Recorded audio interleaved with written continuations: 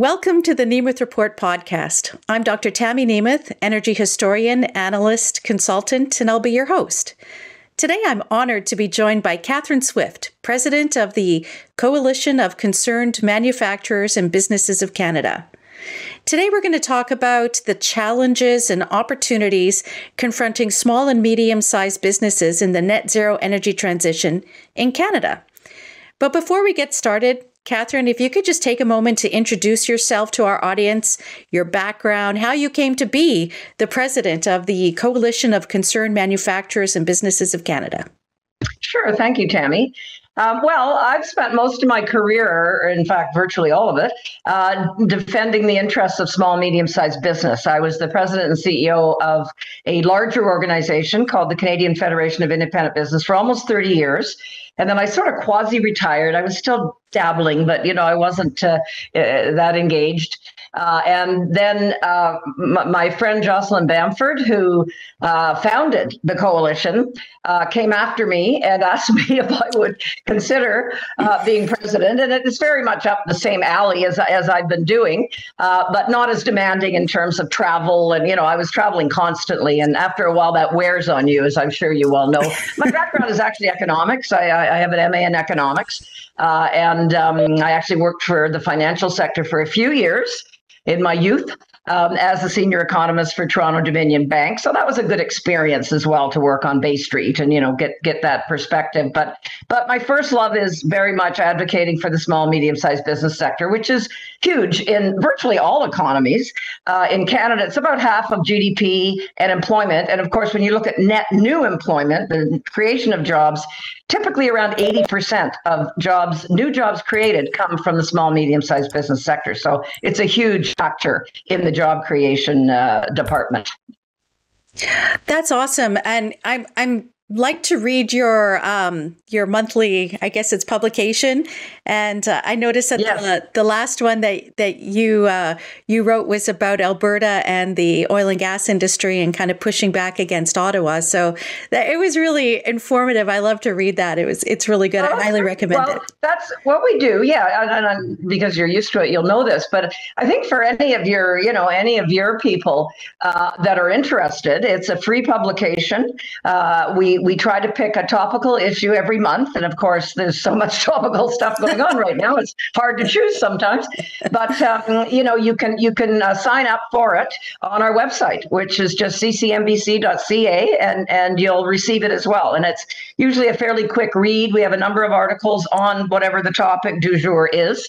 And yes, the last one the last two, the previous one was electrification, of course. And then our federal government got even more punitive to our oil and gas sector. So there's a big battle brewing right now between our energy producing provinces, Alberta mostly, but also Saskatchewan, and the federal government who wants to put climate change, or whatever you want to call it these days, net zero, etc., wants to put that ahead of the interests of Canadians, because like most countries, we're suffering right now from cost of living issues with inflation. And Canada's got a very bad record on productivity in recent years. For example, at one point, we had comparable standard of living performance with the U.S., and now we're way below the U.S. We're about 30% below the U.S. So people are obviously noticing that standard of living is pretty darn important to us, and government in particular, and some provincial governments haven't helped that by having quite elevated tax levels. Of course, we have one of the few countries in the world that has a fairly punitive carbon tax, as well as high income taxes and corporate taxes and awfully complicated regulation and red tape. So all of these factors have come together to give Canada a not great economic future. The OECD said of all the G7 countries, we're going to have the worst economic performance, not for the next few years, but for the next few decades, if we keep going as well. Yeah, it's very happy news. But for decades, unless naturally we change course. So that's the other consideration. We're not doomed unless if we change our ways. Well, I don't see that happening in the near future as long as we have the current government in Canada. What's Agreed. Interesting, you probably heard this or noticed this at the UN over the past couple days. Canada has been pushing for a global carbon tax. So with a floor price of carbon emissions, and it was Canada that convened this panel, bringing in all these other players to try and get uptake for doing a global carbon tax. So it's not like just that they want to make Canadians suffer. I guess everybody needs to suffer equally in the world. Misery loves company, as they say. And of course, we're quite uncompetitive right now. We're losing. Our foreign investment performance is terrible. Our own domestic investment performance is terrible. And one of the key reasons, not the only one, but one of the key reasons are these carbon taxes, because we also had introduced this clean fuel standard, as I'm sure you're well aware, which is like a second carbon tax. So there's no question we have major competitive issues right now. Time when the global economy is looking like it's going to be declining, whether we have official recession or not, we're going to have sluggish performance. That evil word stagflation is coming to the fore again. And certainly, the political fortunes of our current government, I'm sure you're well aware, are abysmal because finally people are smartening up about the incompetence of Justin Trudeau, if you really want to be honest about it. He's been incompetent for years, but that magic last name and sort of his sometimes dashing presence has fooled people. The sizzle, unfortunately, is a lot more than the steak. Yes, for sure. So, in the context of Justin Trudeau and Stephen Guilbeault and what the Liberal NDP coalition is doing with respect to the net zero kind of policy framework, what are the challenges and opportunities facing your members within the energy transition? Our members, well, it's interesting because people think of manufacturing, they often think of autos. Because it's a very visible sector, but when in Canada, it's quite apparent, and it often hits the headlines and so on. And different parts of manufacturing are having different experiences with what's going on with the whole net zero. Autos are the auto sector, for instance, which is about 10% of manufacturing. So it's not by any means the predominant. Actually, the biggest sector in Canada is food processing. The biggest manufacturing sector is food processing, but still autos, 10% is pretty significant nonetheless. And they're not having a problem because they got billions and billions of our tax dollars subsidizing the whole electric vehicle situation. So they realize they have challenges, of course, but they're actually kind of on the fence about it. Whereas virtually all of the rest of the manufacturing companies are pretty strongly opposed to it. It's increasing their energy costs, and energy costs, well, they're important for any business, but hugely important for most manufacturers. There's a complexity to all of the red tape attached to it. And of course, small, medium-sized businesses suffer from red tape much more than large companies. Everybody suffers from it, but large companies typically have more resources that they can devote to dealing with the red tape than small and medium-sized firms. And of course, just the whole cost issue with all the taxes that are being piled on and so on. This federal Liberal government has also been spending billions and billions of dollars to finance their friends' forays into various so-called green-related businesses. And they're very partisan. It's basically billions of dollars given to their friends, and often fairly uselessly, like in the solar panels or whatever it is they're supposedly funding, don't end up even getting produced. So it's very much partisan pork barreling as opposed to any creative use of those funds. And we're heavily in debt. We spent as a country during the pandemic. I mean, everybody sort of blew their budgets during the pandemic, but Canada spent about twice as much per capita as other developed countries in the world. They dug a big hole. It was like a fire hose with money coming out of it, going to all manner of people, often dead people, interestingly enough, dead people. Pandemic assistance. So did the 18-year-old living in their parents' basement who had never had it so good.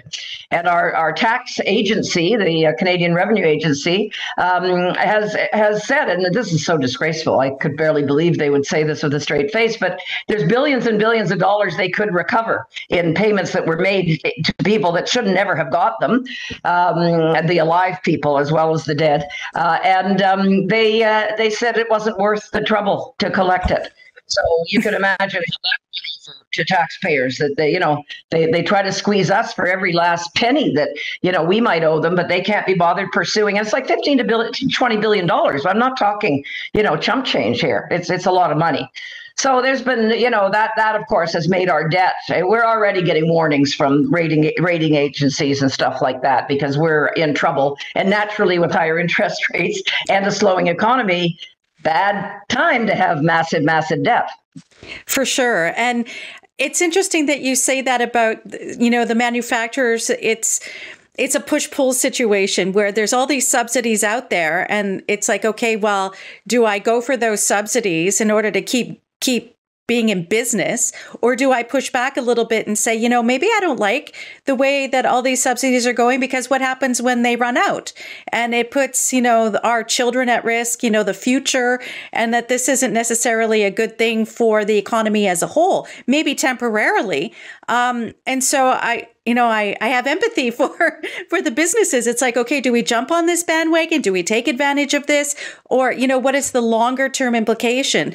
Do you have a sense that your members are concerned about that long-term situation? And once those subsidies run out, then what happens? Yeah, very much so. I mean, they realize that high debts just mean future taxes. So, and everybody will be hit by those.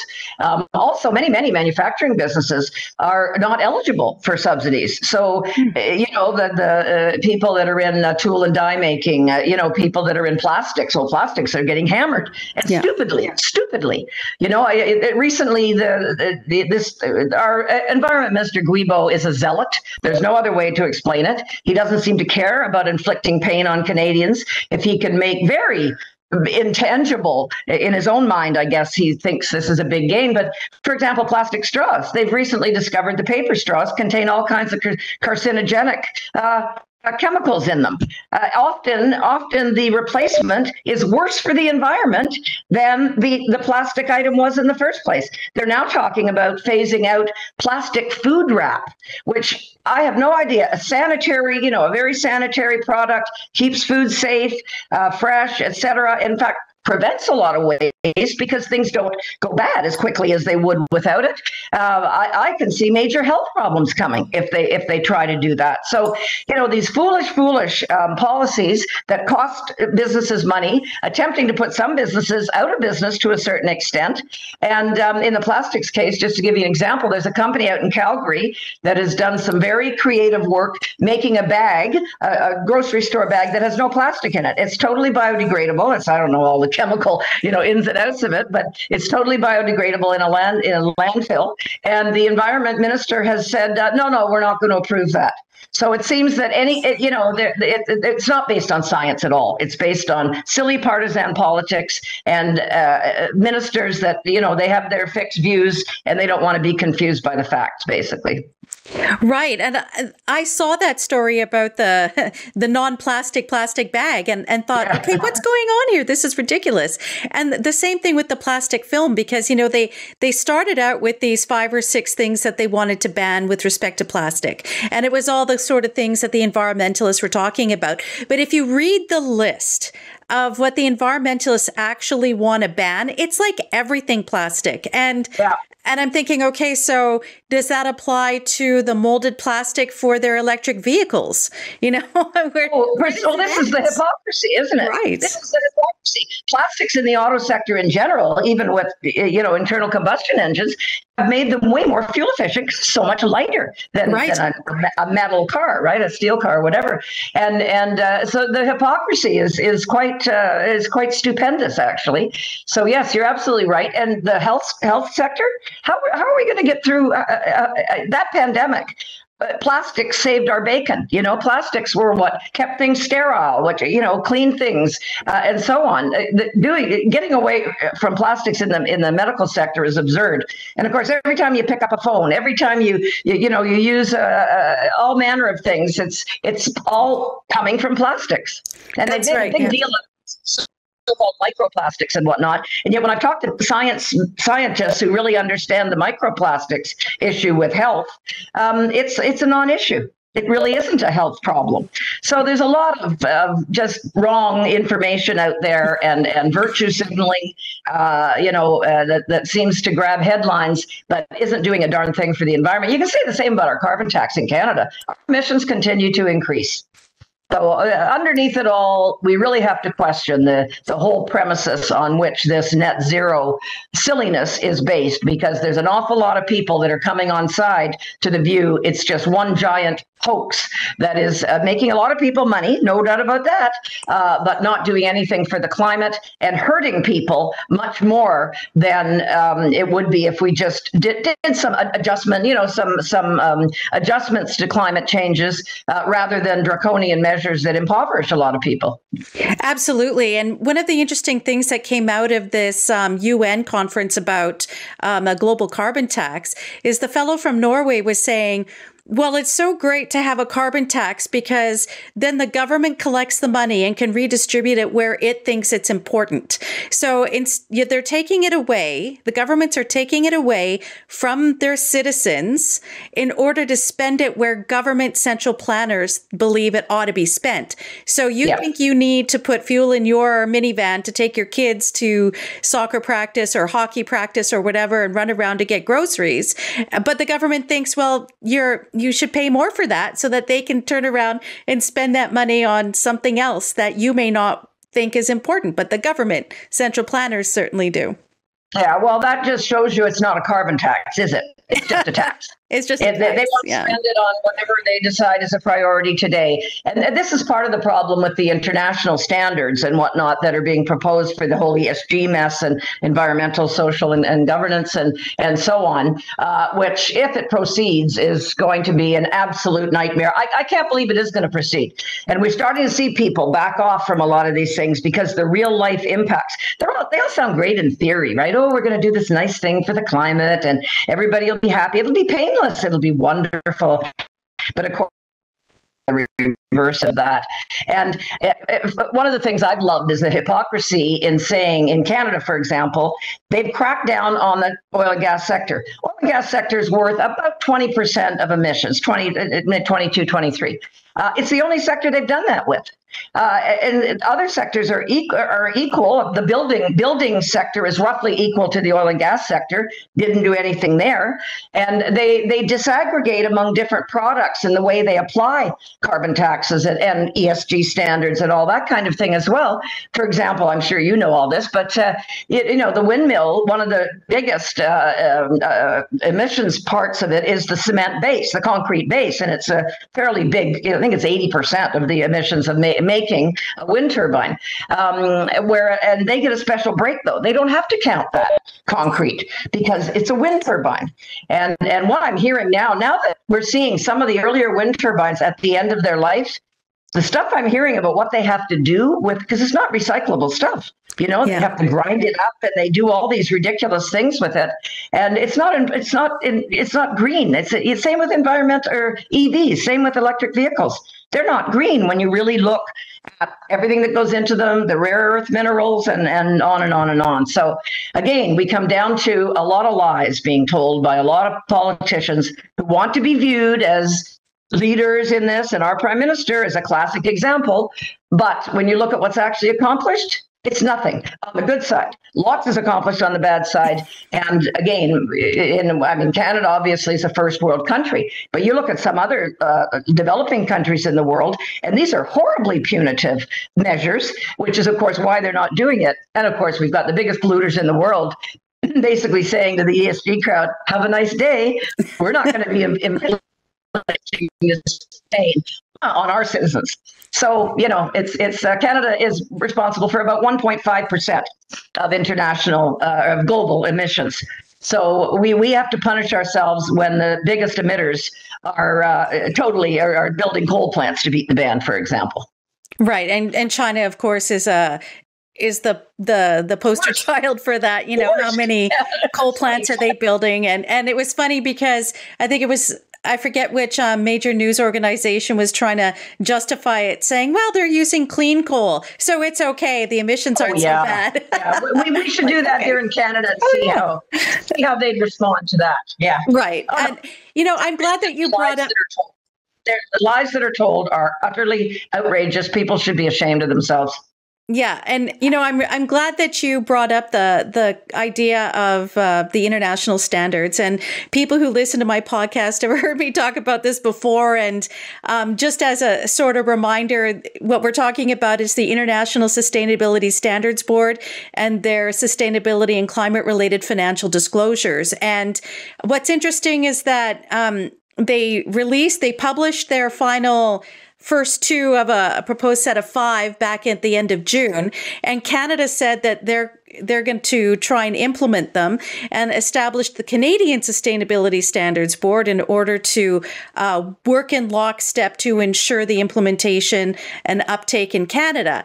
And so what's interesting is back in April in the Globe and Mail, the new chair of the Canadian Sustainability Standards Board said, oh, yeah, I would like to open up consultations. I want to hear from Canadians about what they think and so on.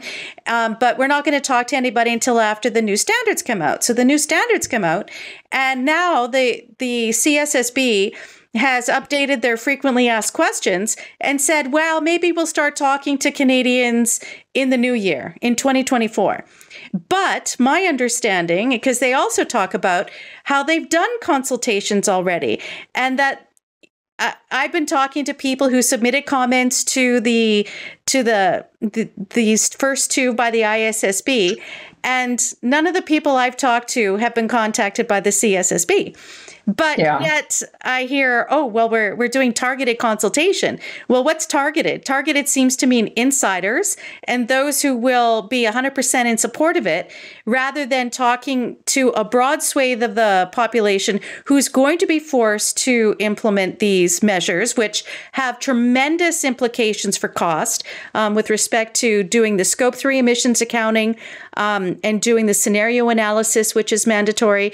So from that perspective, with, for example, the emissions accounting and scenario analysis, what are the implications for your members, the small and medium-sized enterprises?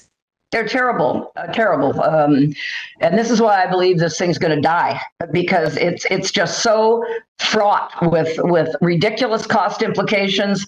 The timing's very, very bad right now, but I think the timing would always be bad for this, frankly, even if the economy was, robust and so on. And the consultation is baloney, in my view. I think they are just talking to people that agree with them, if they're talking to anybody. And consultations are often phony at the government level anyway. And I wouldn't even level that criticism at any particular political party. All of them, oh, well, we've consulted. And then you look at who they've consulted. The whole notion of electrification, for example, that's come out as a big deal in Canada. And when you look who's on these advisory panels they've got, they are utility companies. Now, that makes sense because, of course, they're the people that should know sort of the nuts and bolts of the whole electrical grid and everything. They've got some First Nations groups, which, of course, you have to have for political purposes. And then they've got a whole bunch of environmental zealot groups. No business groups, nobody like us that could actually give you the logical perspective from a business standpoint. And the red tape involved in this is unbelievable. Unbelievable. And of course, again, as I mentioned earlier, that falls most heavily on small and medium-sized business. We know there's quite a lot of integration between small business and large business. Large businesses are buying certain products from small business and vice versa. So, there's a lot of exchange transactions that go on between those two sectors. And some of the large businesses have already come down on some of their smaller suppliers and said, oh, I need to see your books. No business wants, if there's competitive issues there, no business wants some other business to see their books. I mean, these are some of the nutty things that are happening. If you're not in compliance, then I'm going to cut you off at the knees. And as you well know, you know a lot more about this than I do, Tammy, but the subjectivity is a killer. This is supposedly going to be an accounting standard. Accounting standards should rely on facts. It's a X or it's Y. There's no, let me guess. Let's do a scenario here, maybe 2 or 3 scenarios, and they're all effectively fiction.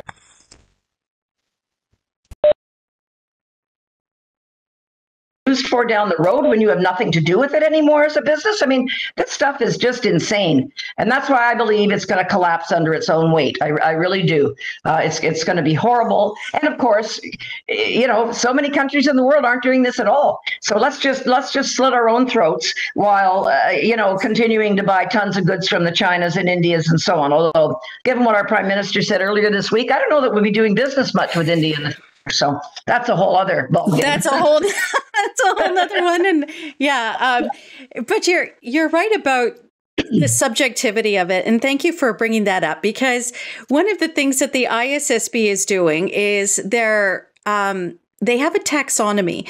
And so they want all of this information to be digital. So a company will have to conduct these reportings in a software. And so they're developing a taxonomy with digital tags for a whole bunch of subjective information. So I would say half the standard is qualitative information, where you're explaining this and why you think that and why you're not doing something and why you are doing something. But now it's going to be distilled into little tags.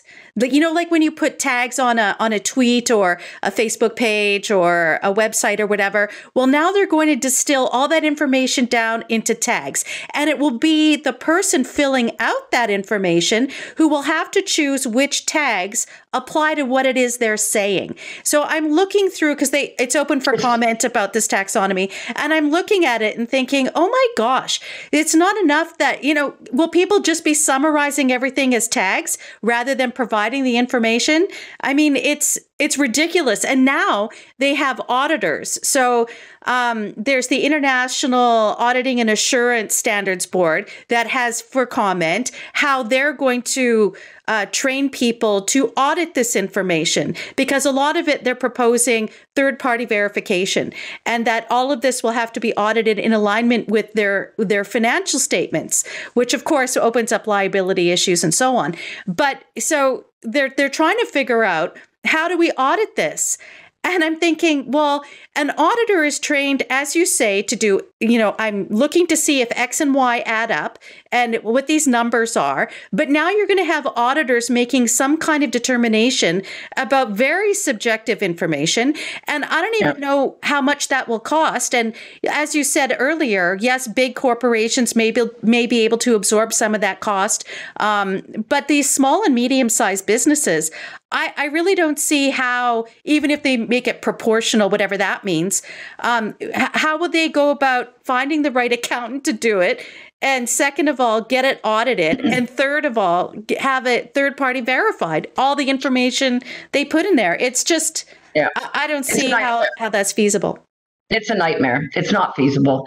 And the notion that some small business person is going to be sitting down with all this immensely complex, paperwork and so on. Also, what kind of bureaucracy are we going to have to pay for to administer all this garbage? I've actually been really disappointed in the accounting profession and the consultants and so on, because they're all rubbing their hands together, seeing that they're going to make potfuls more money by this whole new complicated regime. And they don't seem to see the big picture, that it's going to be so destructive for the economy that it's not going to be a win overall. And there's the complexity, the cost. Of course, businesses can't absorb costs as a rule. Maybe there's the odd one that can, but not many. They get passed on to everybody else. They get passed on to their suppliers, their consumers, whatever it happens to be in that particular market. So we are in a time where we already have inflation issues. Well, welcome to even worse inflation issues. And in Canada, because the current federal government has such an insane focus not on the economy or anything, trivial like that, but all this climate garbage. They fund. Oh, I can't even. There's a new environmental group that seems to pop up about every 5 minutes in Canada. They're all funded by the federal government, some provincial governments too, and they are very litigious. I can just imagine them trying to look for companies to make an example of, suing them, and a small firm, medium firm can't deal with that kind of, payment to lawyers and ridiculous court costs and so on and so forth. So there's just so many downsides with this whole thing. I think it's quite unbelievable. People think this is actually a feasible way to go about business. Well, what I find interesting is how it's really flying under the radar. Most businesses aren't really aware that this is coming, that yep. A lot of it is, I've heard that it's geared towards investors. And so it's meant to affect those companies who have a lot of investors. Okay. But as you said, in the supply chain, those bigger companies that have investors are purchasing things from smaller businesses. And these smaller businesses will have to provide their emissions profile because it's all part of the scope 3 where it's up and down the value chain. And so now this small company is going to have to figure out, okay, so what are the emissions in my operations and in the goods that I'm producing and shipping to this supplier? I mean, how would they even start and so on? So a lot of those businesses have really no idea, I think.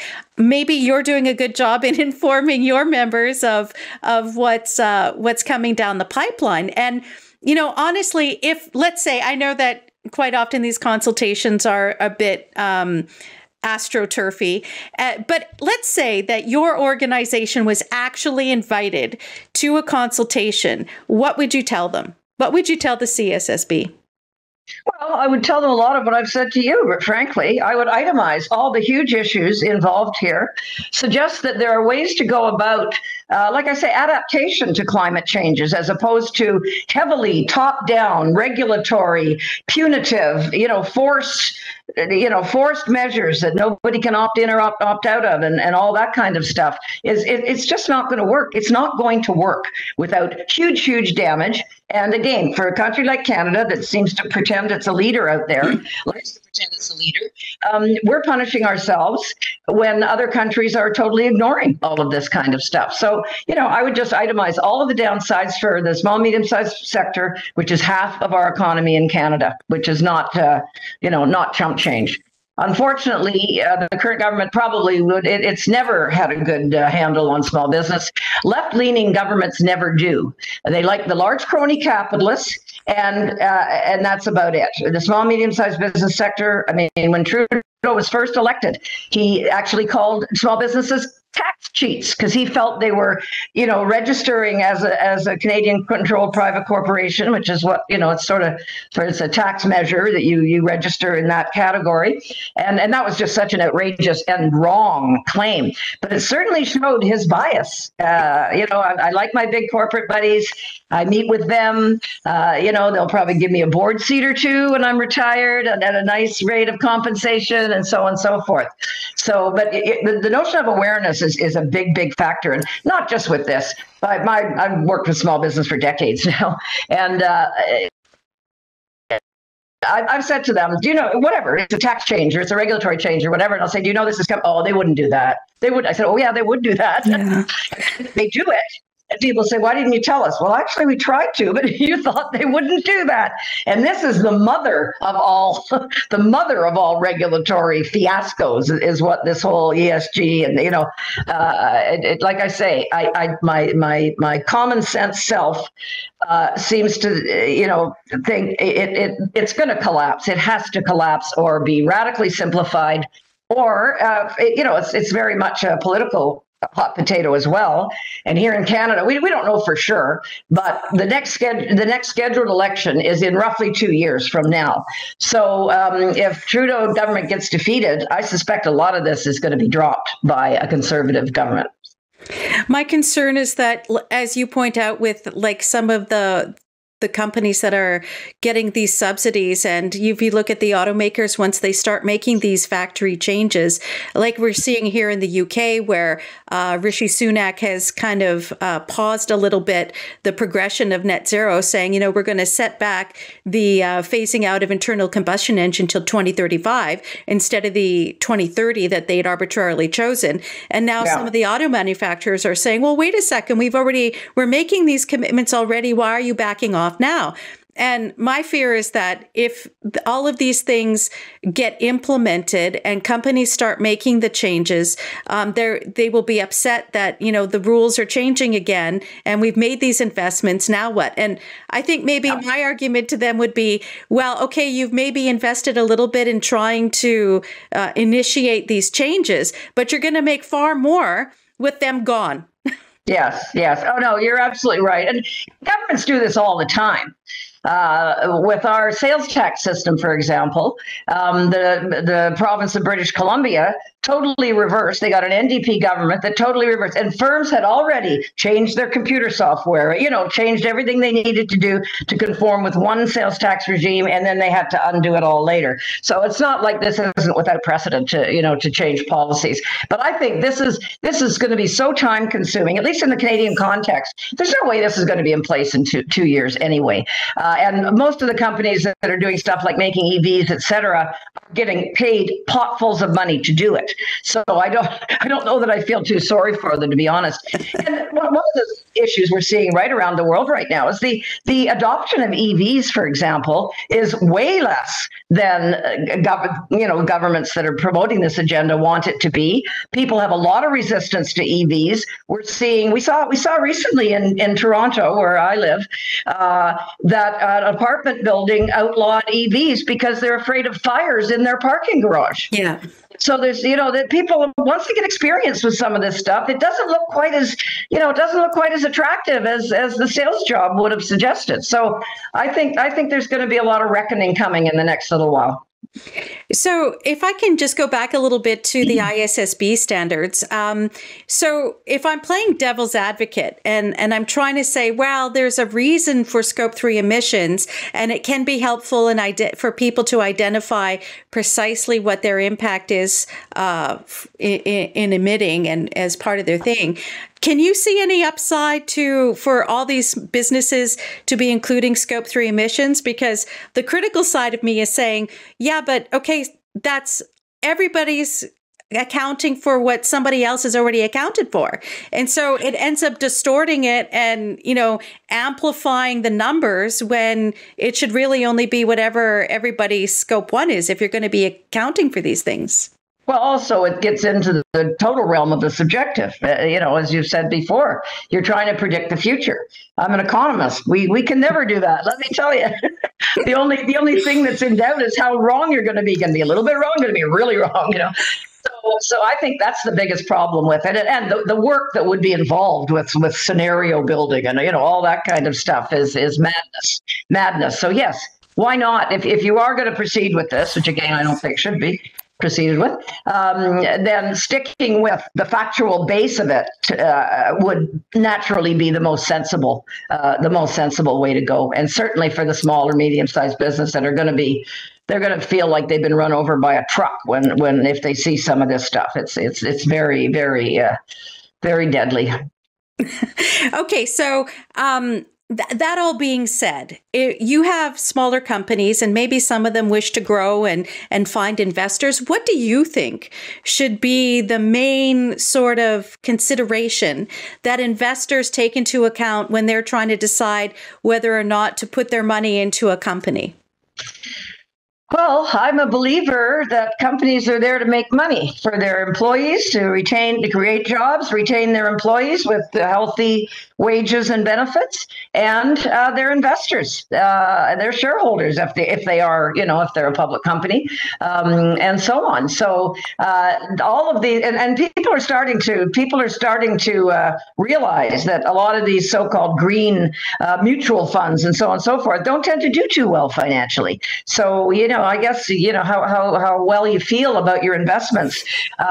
Maybe that starts to erode a little bit when you're losing money. And what worries me is when I see public sector pension plans saying, we're not putting any money into oil and gas, we're going to, and then they lose money. And who's on the hook? We, the taxpayer, are on the hook, which is ridiculous. You want to make a decision like that? Then you finance it. And if it fails, taxpayers should not be on the hook, but obviously they are. So our CEO of Suncor in Canada, I'm sure you saw this, came out recently and said, going forward, we're going to put less emphasis on all this ESG and, net zero, so on. We're going to put emphasis on making money. And in that way, we should be able to fund some of the environmentally, sound policies, things like carbon capture and storage, which, by the way, doesn't tend to get factored in to a lot of these assessments. In Canada, we got a lot of land and a lot of trees that are carbon sinks. So a lot of people believe that we are actually not a net emitter at all, because anything we emit is absorbed by these massive forests and so on that we have in Canada. And yet these things aren't factored in either to the whole, the whole equation. So as an investor myself, boy, I look at the bottom line. And naturally, if a company's doing something that, obviously it's probably breaking the law, for example, and so on, and that ruins their reputation. So people will be much less likely to invest, and so on. But that gets back to another point I think is interesting. This whole regime is predicated on the belief that businesses won't do the right thing if that you don't impose this mega bureaucracy, red tape on them. And yet the vast majority of businesses do the right thing. Certainly small, medium-sized businesses. They tend to be very integrated with their communities. They want to be perceived positively in their communities, and they're not. Some of them are involved internationally, but the vast majority are not. And there's always bad actors in any group, but the vast majority are trying to do the right thing. And this is a way to turn them off doing the right thing, to say, no, you have to adhere to this absurd, expensive, virtually impossible system. That's a really good point, that most businesses, as you say, are trying to be good actors. And you're right. The government views that as they can't be good actors unless they're told by government what to do. And then, which is very much a nanny state sort of central planning mentality, which is unfortunate. One of the things you talk about, how the CEO of Suncor, he's being called in front of various parliamentary committees now, which bothers me. It's like this Americanization of the Canadian system. Before there was kind of these committee meetings, but it was no big deal. Now we call witnesses and testimony and all this kinds of stuff, which, I'm like, why do you need to do that? I mean, shouldn't you be talking to your constituents? Why do you need to grandstand in Parliament? That's exactly what it is, though, Tammy. It is grandstanding. That is exactly. And this particular Liberal government, and I have in my long career of being an advocate, I've worked very successfully with Liberal governments before. So I don't want to imply that they're all bad. They're not. The previous Liberal government under first Jean Chrétien and then Paul Martin, we had very successful interchanges, and they had business people in their caucus, though. They had a clue about why things are good for the economy and things are bad. They had a clue about that. The current guys don't at all. They're a bunch of ideologues who have often worked for environmental organizations, say, in the past, and so on. Trudeau himself, he was the guy that famously said when inflation was starting to take off, "You'll forgive me if I don't think about monetary policy." He had no clue, seemingly, and he said it in a very proud way, like, I don't bother with such little picayune issues. Of course, monetary policy is all about inflation, or more or less, right? So he clearly demonstrated his own ignorance on that. So it's all politics all the time with this particular Liberal government we have now. So they can grandstand, they can look like they're hauling these evil, rapacious business people on the carpet. They recently had a bunch of senior grocery executives in Parliament for this precise, process, because they're saying they're gouging people, and yet their own government studies have been done that show their profit margins aren't any different on balance than they were 5 years ago, pre-pandemic, and so on.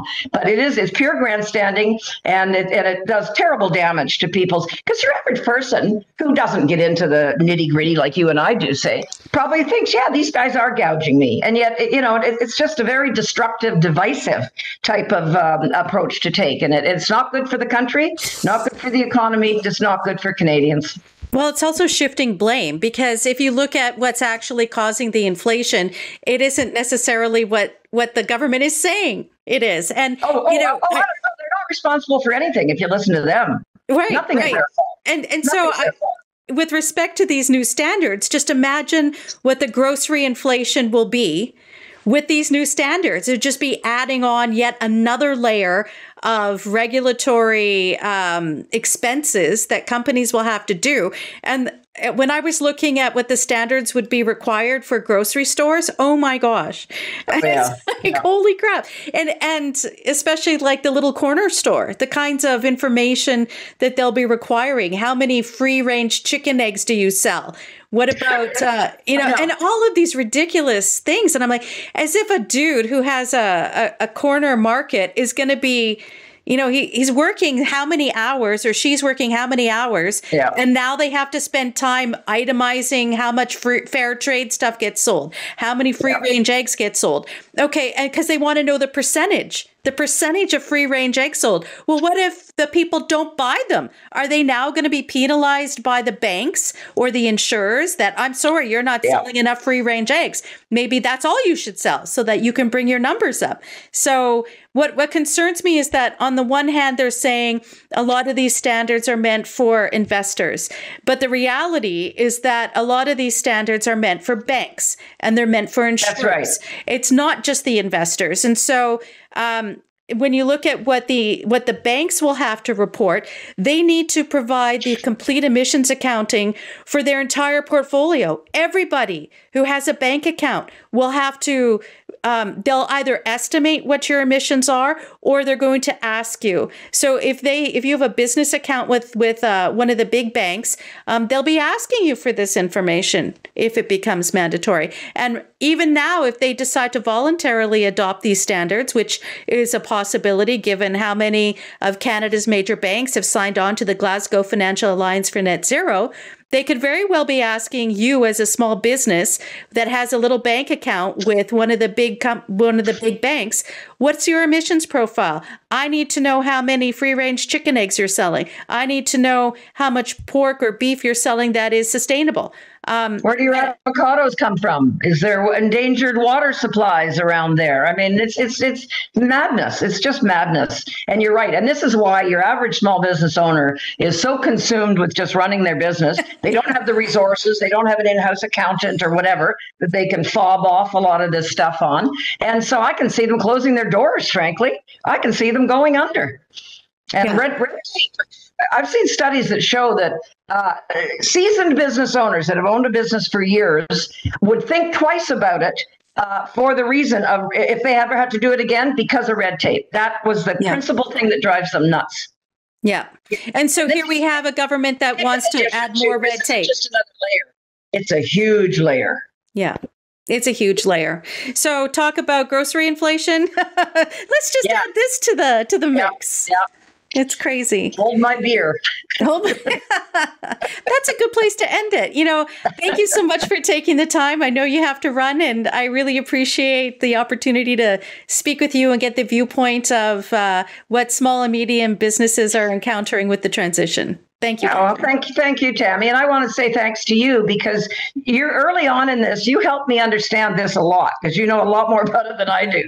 And when I was writing op-eds in the newspapers and stuff, you were good enough to review them to make sure I wasn't putting my foot in my mouth or whatever. And I really appreciate that. You were very generous with your expertise. Thanks, Catherine. Thank you very much.